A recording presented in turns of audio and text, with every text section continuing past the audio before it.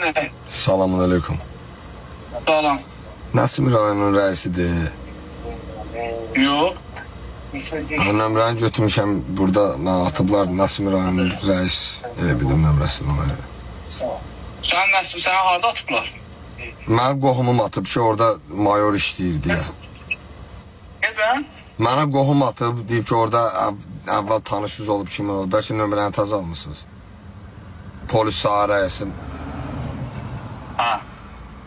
Saha Bu rəisi. nömrə atıb. Bu nömrə atıb da sizə, hə? Bu nömrə. Bəli, 74-70, bəli. Şahbazov, Fazil. Ha. Mobil Fazil oğlu. Ha, mənəm. Şahbazov Mobil Faziloğlu mənəm. Mən sənə pul atmışam. Yox, nömrə veriblər mənə, zəng vurmağa. Kim verib nömrəni? Əmim oğlu Fazil verib mənə. Fazil verib. Hey, adaşız. Harada yaşayır? Nəsimi rayonunda elə. Sən harada atıblar pullar oğlu?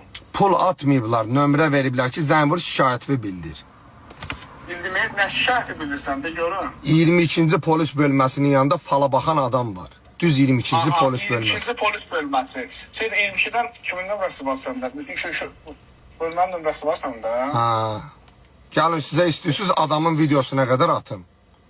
Ehtiyac yoxdur, mən orada işləmirəm. Gözdə sən bir nömrə verim, orayla əlaqə saxla.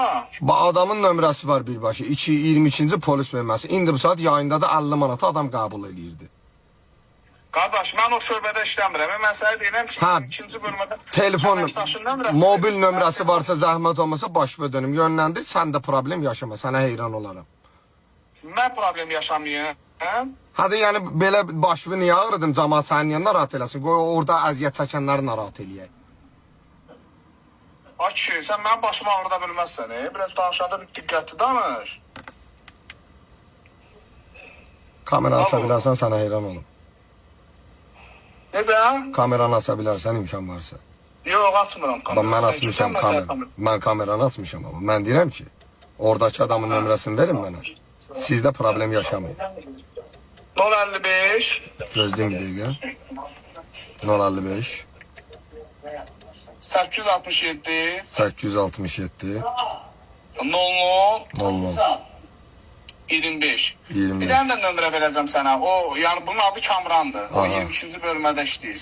Kamran. Bu Kamrandır. Kamran. Kamran. O Kamrandır. Digərində deyim sənə bir dənə səbir o. Bir dolar, bir yeri yavru, 20'leri. İzzat. İbrahim. Cedrege. Kamran. 055 055 694 694 00 00 00. 00 Ha. Təşəkkür Orada edirəm. o 22-ci bölmədə əməkdaşlar da onlar. Yəni sənin sözün varsa orada onlar bilir də, inzibati ərazini onlar bilir. Oldu, sən Allah sənin balanı saxlasın. Sağ ol dada. Sağ ol, çox sağ ol. Sağ ol. Mən kömək lazımdır sənə göstərərlər. Var ol dada, var ol. Çox sağ ol.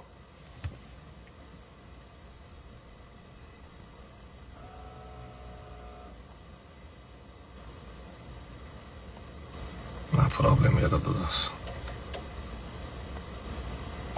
Bir. Kameranı açan kimi səs tonu dəyişir.